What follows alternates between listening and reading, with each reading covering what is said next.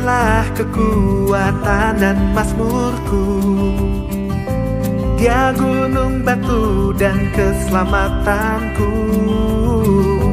Hanya padamu hatiku percaya, Kaulah menara dan kota perlindungan.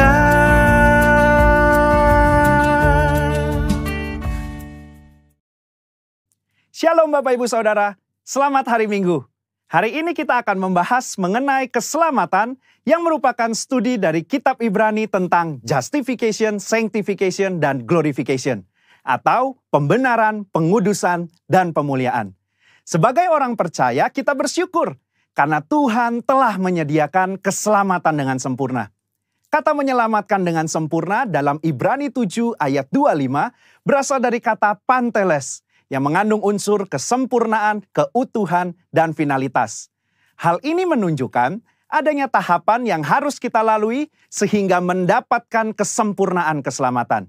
Berikut 3 tahap yang harus dilalui untuk mendapatkan keselamatan yang sempurna. Tahap pertama, justification atau pembenaran. Ini merupakan tindakan yudisial Tuhan di mana Dia beranugerah dan menyatakan bahwa semua tuntutan hukum yang berkaitan dengan orang berdosa telah Ia penuhi. Pada tahap ini, kita telah diselamatkan dari hukuman dan kutuk dosa. Efesus 2 ayat 8 menunjukkan bahwa pembenaran yang kita terima semata-mata karena kasih karunia Allah dan diterima melalui iman kita. Dalam tahap pembenaran ini, Tuhan Yesus hadir sebagai anak manusia yang tidak berdosa dan hidup benar di hadapan Allah dan manusia. Yesus mati di atas kayu salib, menanggung dosa umat manusia, dan Allah menerima korban itu. Sehingga berdasarkan karya Yesus di kayu salib inilah setiap manusia yang percaya dibenarkan oleh Allah. Jadi, apa yang kita butuhkan pada tahap ini?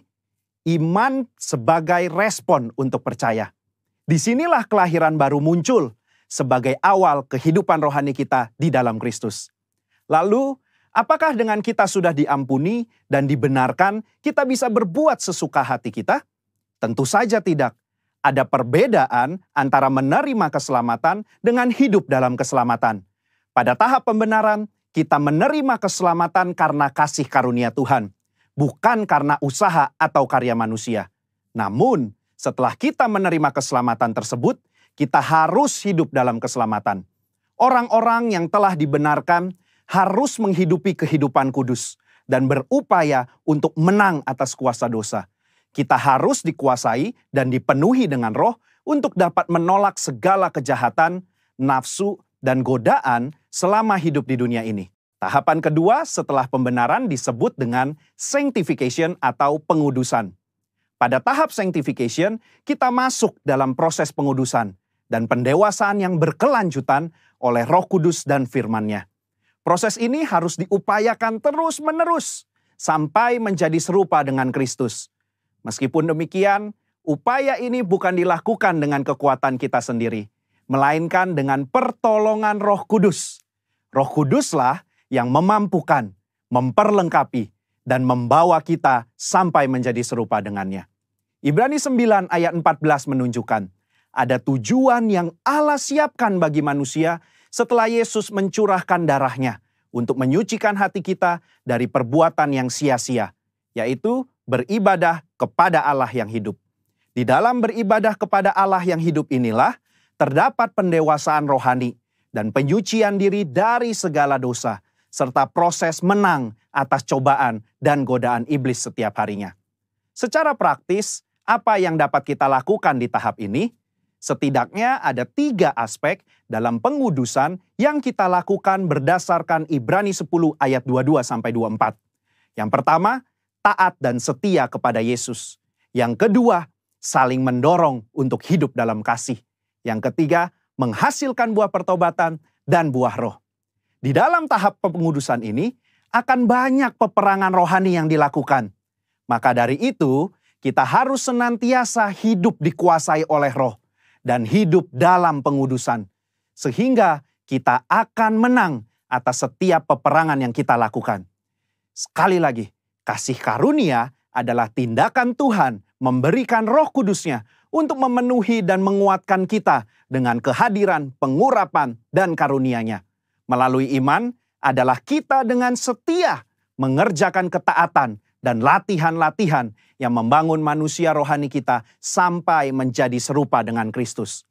Tahapan ketiga untuk mencapai keselamatan yang sempurna adalah glorification atau pemuliaan.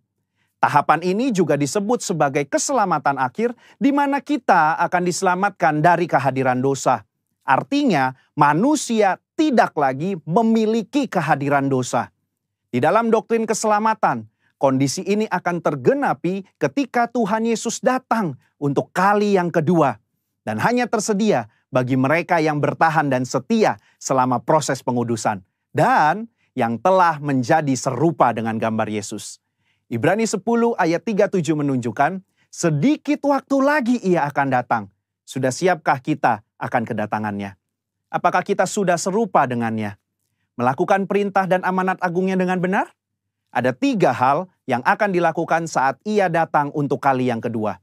Pertama, Ia datang untuk menyempurnakan keselamatan kita dengan cara memberikan kepada kita tubuh kemuliaan.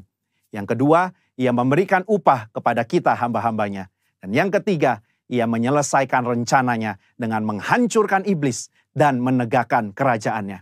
Kesimpulannya, insan Pentakosta menganut doktrin progressive salvation, yaitu bahwa keselamatan tidak didapatkan secara instan, melainkan sebuah proses dan perjalanan yang dituntun dan dipimpin oleh Roh Kudus sampai akhir hidup. GBI menolak pandangan sekali selamat tetap selamat. Jaminan keselamatan itu selalu kita miliki selama kita tetap tinggal di dalam Kristus. Hal ini bukan hanya karena itu adalah tradisi yang diwariskan oleh para pendahulu kita, tetapi berdasarkan studi yang jujur dan komprehensif dari surat-surat Paulus, surat-surat umum, bahkan ketika melihat perjanjian lama, inilah Injil yang seutuhnya. Juru selamat kita yang mati dan mencurahkan darahnya untuk mengampuni kita dari dosa dan membenarkan kita di hadapan Allah adalah juru selamat yang sama yang bangkit dan naik ke sorga, mengutus Roh Kudusnya untuk menyucikan dan memberdayakan kita menjadi alat di tangannya, yang juga adalah juru selamat yang sama yang berjanji untuk datang menjemput kita di dalam kemuliaan kekal bersamanya. Saudara, untuk penjelasan lebih lengkapnya dari tim teologi kami, jangan lupa buka link yang ada di atas atau scan barcode yang tersedia. Selamat hari Minggu, Tuhan Yesus memberkati.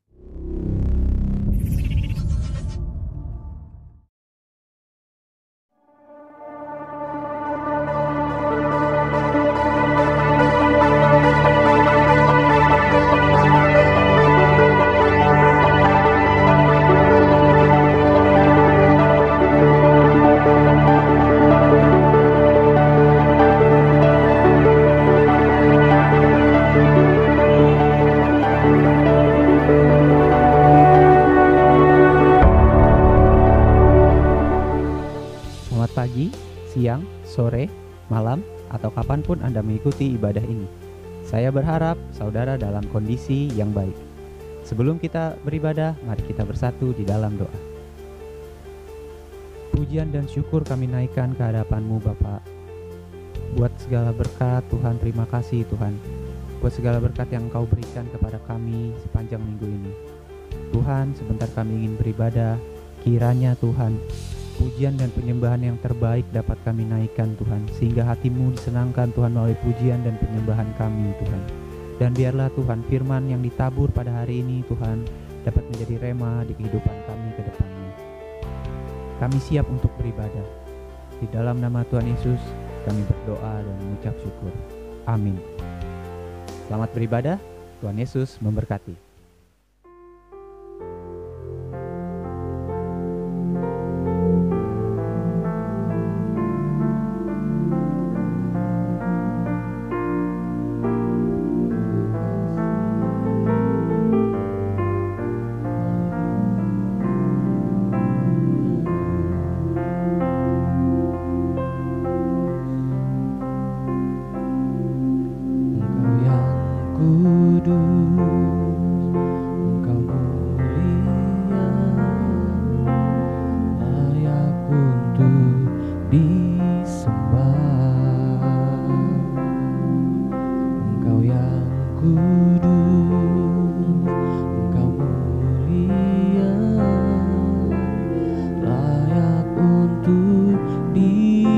sembah.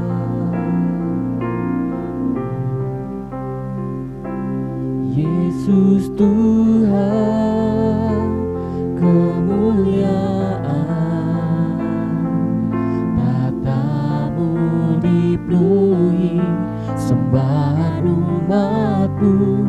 Yesus Raja penuh kemuliaan, Tuhanku perkasa, Tuhanku berkuasa, ku puji selamanya.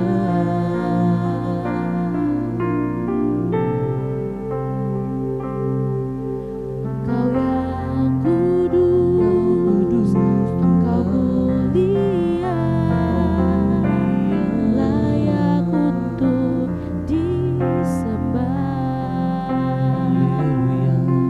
Engkau yang kudus, Engkau mulia, layak untuk disembah.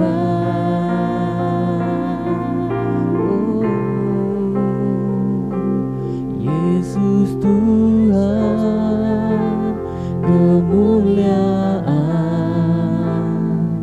tatamu dipenuhi sembahan umatmu.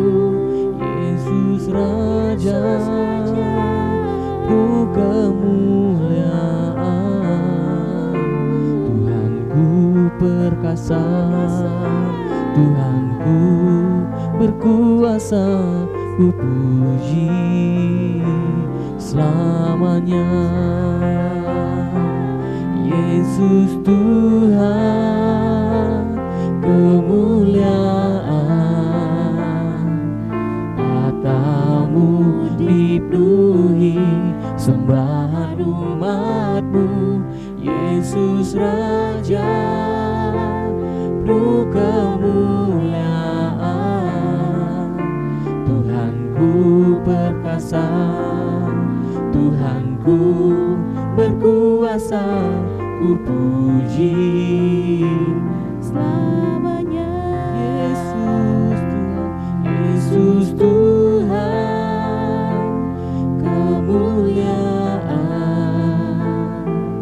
tatamu dipenuhi sembahan umatmu. Yesus Raja penuh kemuliaan, Tuhanku perkasa, Tuhanku berkuasa, ku puji selamanya. Ku puji selamanya. Ku puji selamanya.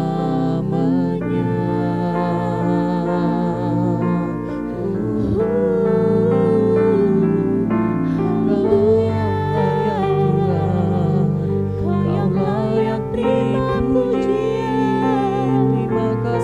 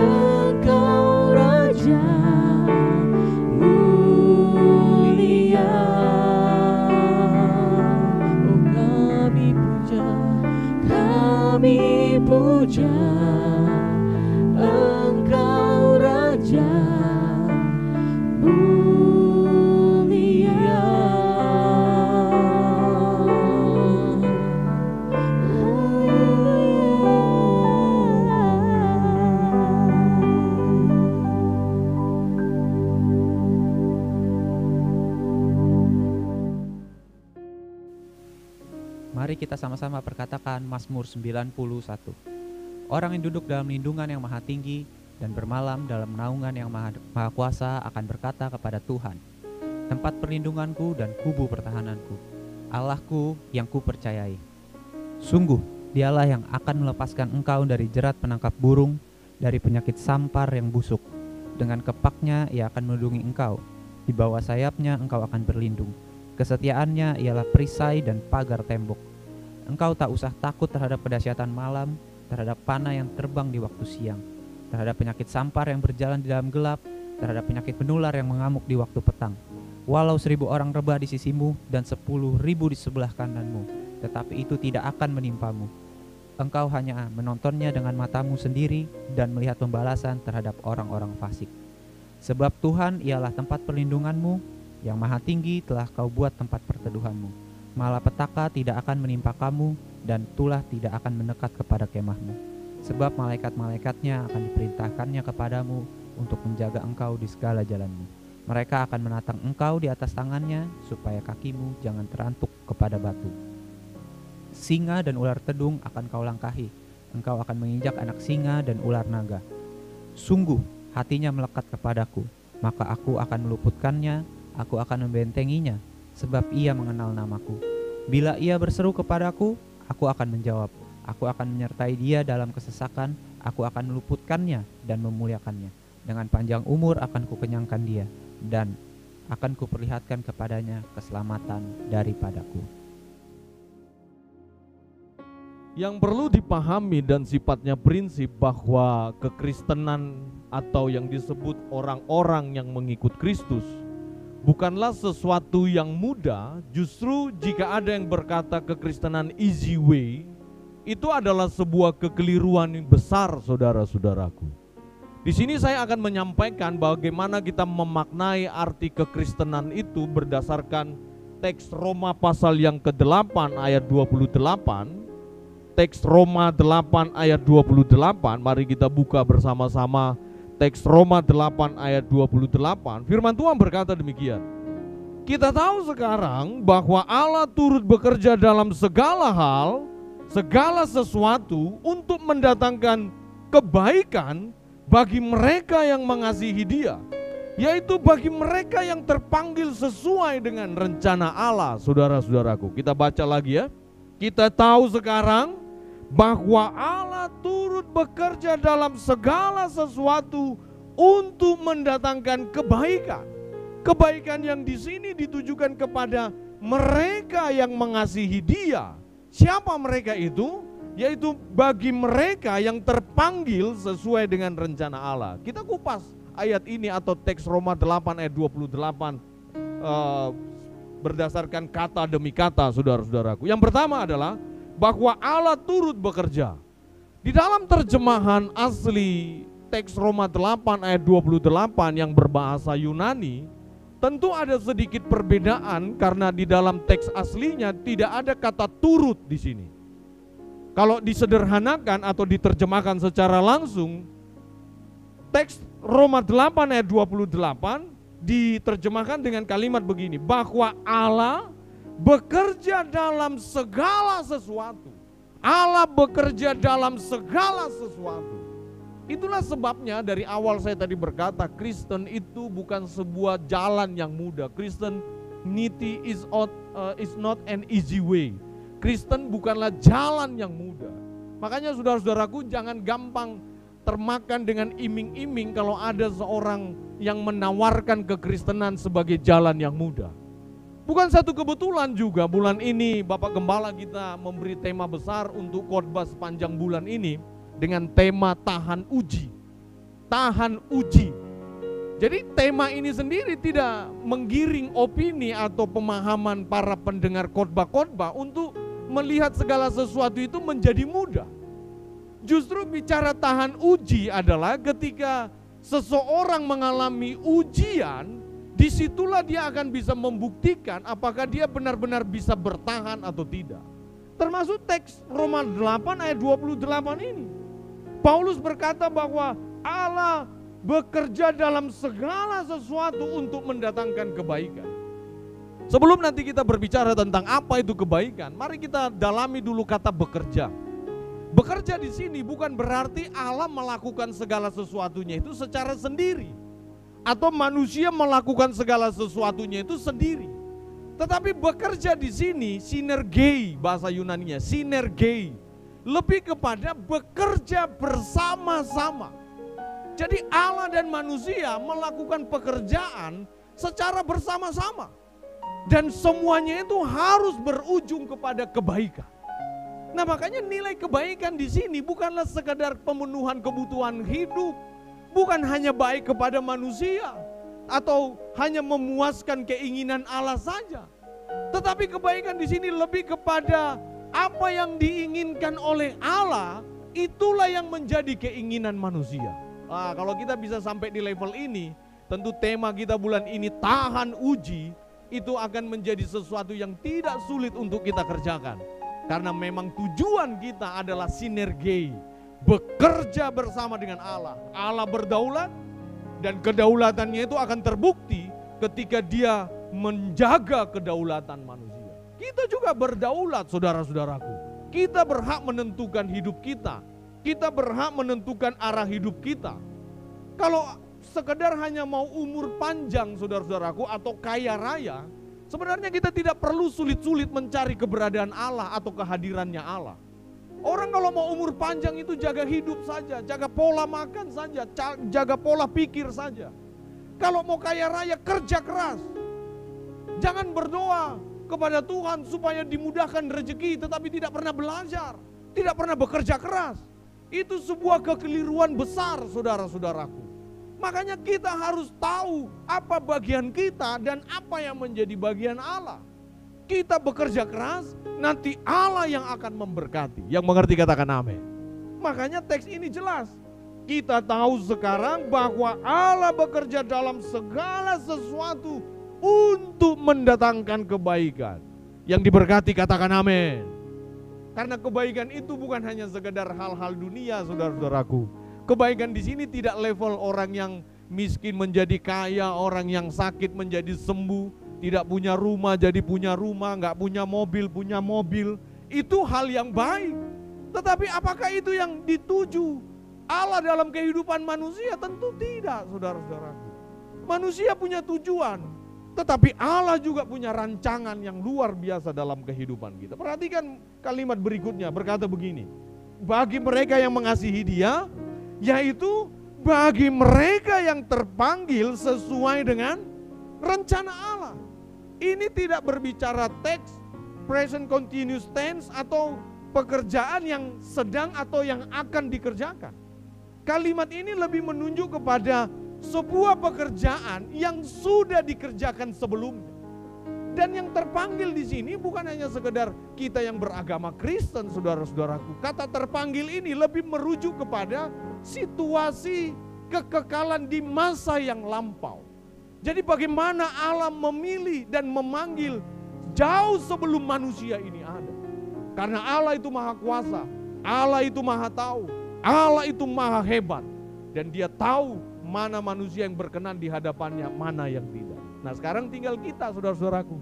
Kita memilih berkenan atau tidak kepada Bapa kita di sorga. Nah, ini pelajaran penting. Karena kalau kita tidak memahami ini secara benar, nanti di ayat 29 kan kita akan sulit mengalaminya. Kalau kita mulai memahami ayat 28 hanya sekedar berkat-berkat jasmani, sulit kita akan memahami ayat 29. Kenapa sulit? Mari kita baca ayat ini. Firman Tuhan berkata, Roma 8 ayat 29, sebab semua orang yang dipilihnya dari semula.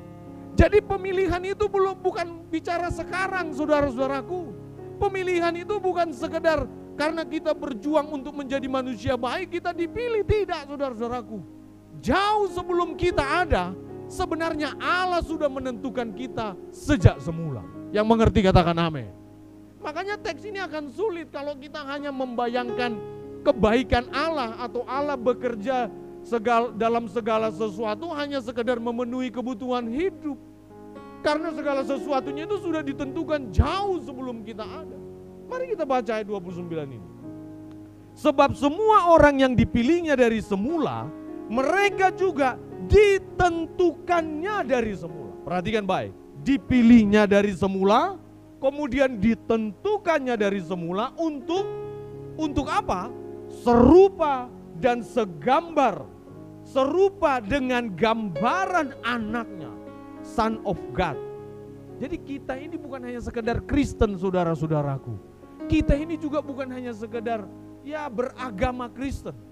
Kita tidak mengenal panggilan kalau kita menjadi Kristen hanya sekedar agama. Tidak saudara-saudaraku. Kristen itu bukan agama. Kristen itu jalan hidup. Makanya jangan pernah tergiur kalau ada yang mengajarkan Kristen is easy way. Kristen adalah jalan yang mudah. Jangan pernah percaya untuk hal itu, saudara-saudaraku. Kristen itu bicara tentang jalan masuk dalam kerajaan sorga. Nah, kerajaan sorga ini berbicara tentang apa? Ini bukan hanya sekedar kita, masuk sorga. Tidak, saudara-saudaraku. Kita itu menjadi anak-anak Allah. Kita itu sudah dipanggil, ditentukan, dipilih untuk menjadi apa? Serupa dengan gambaran anaknya. Nah, ini perhatikan baik. Jadi kita ini biar begini-begini, kita ini adalah anak Allah.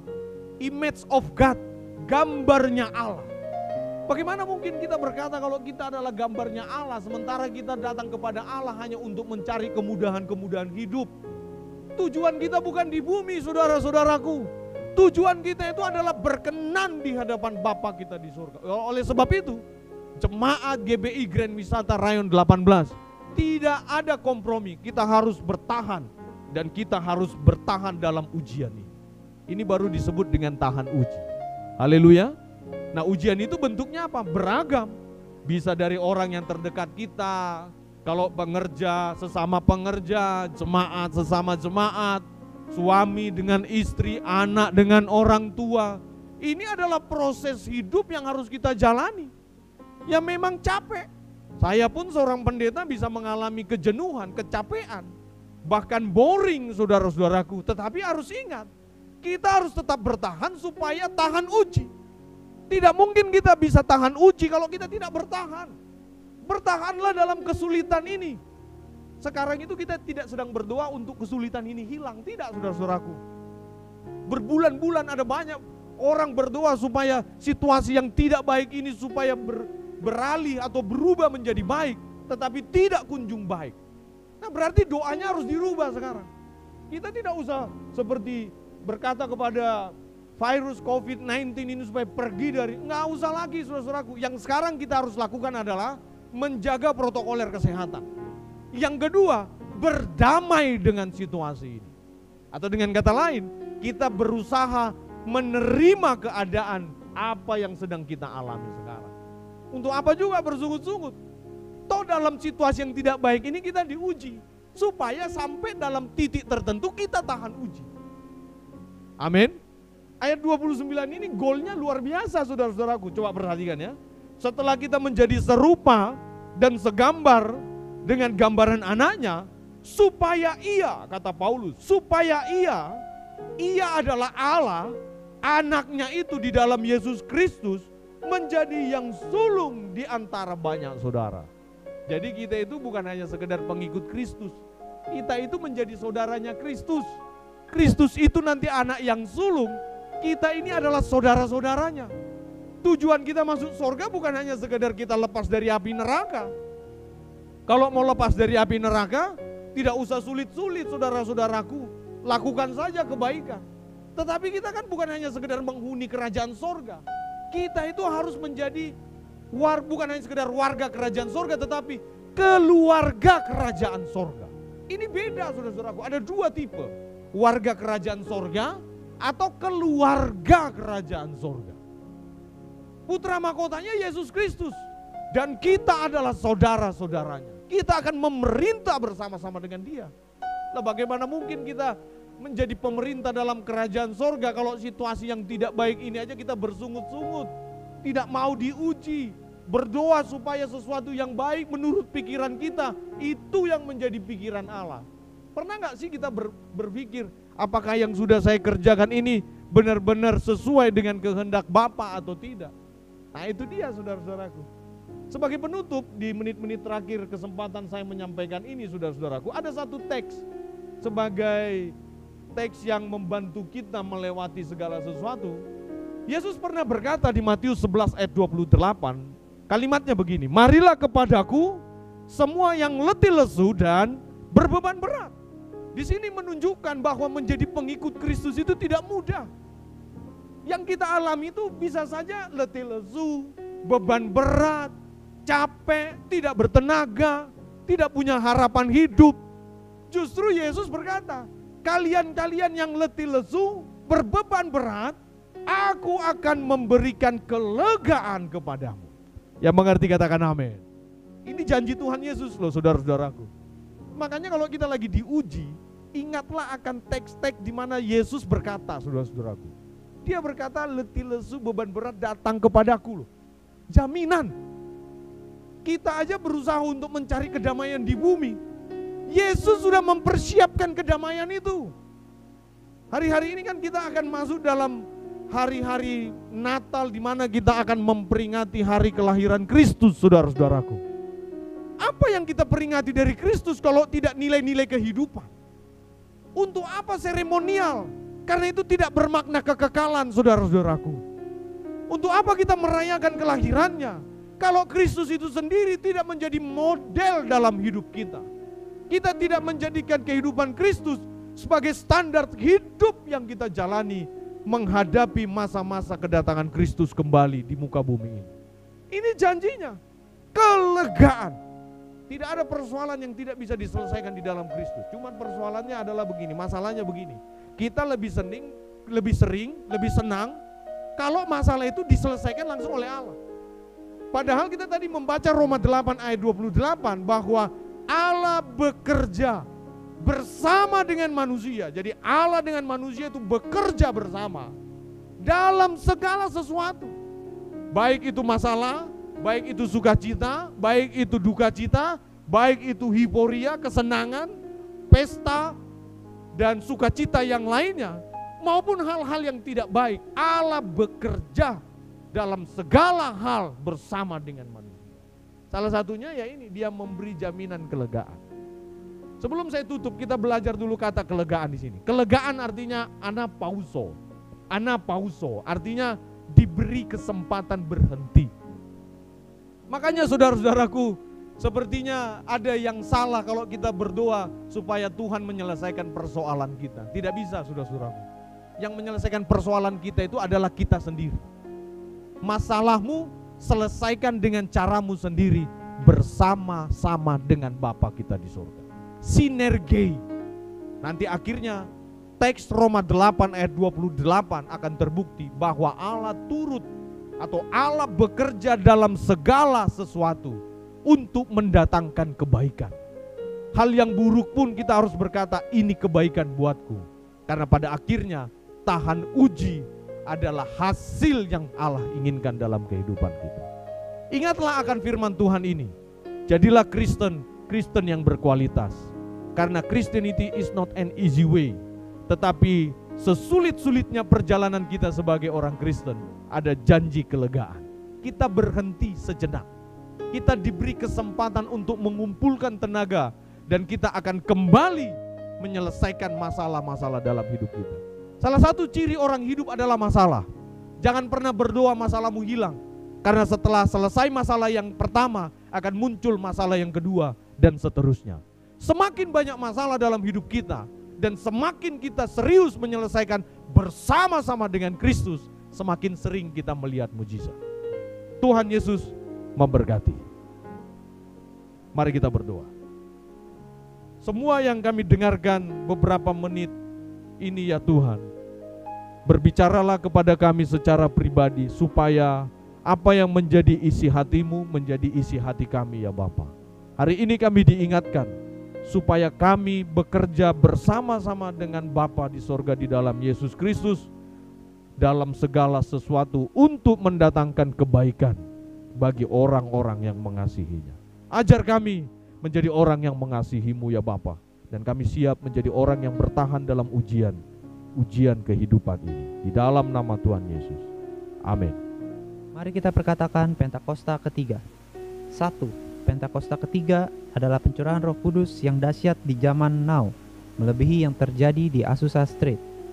2. Pentakosta ketiga akan mengakibatkan penuaian jiwa yang terbesar dan yang terakhir sebelum Tuhan Yesus datang kembali. 3. Pentakosta ketiga akan membangkitkan generasi Yeremia, yaitu anak-anak muda yang dipenuhi Roh Kudus, cinta mati-matian kepada Tuhan Yesus, tidak kompromi terhadap dosa, dan akan bergerak untuk memenangkan jiwa. 4.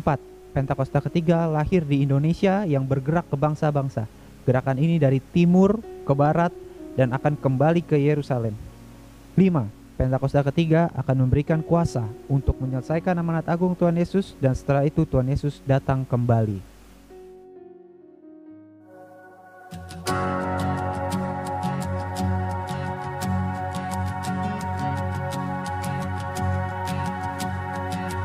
Siapakah diriku ini sampai Sang Raja mau terima diriku karena kasih-Nya, karena kasih-Nya yang Dia bebaskan, sungguh telah bebas. Akulah anak Sang Raja, menyertai oleh rahmat-Nya yang selamatkanku. Waktu ku masih berdosa, Yesus berkorban. Angkat kedua tanganmu, terimalah berkat dari Tuhan.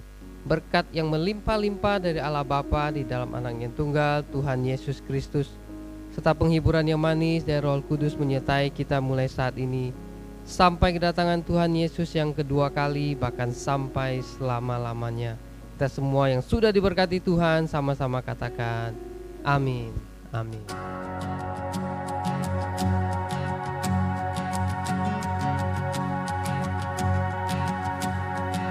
Siapakah diriku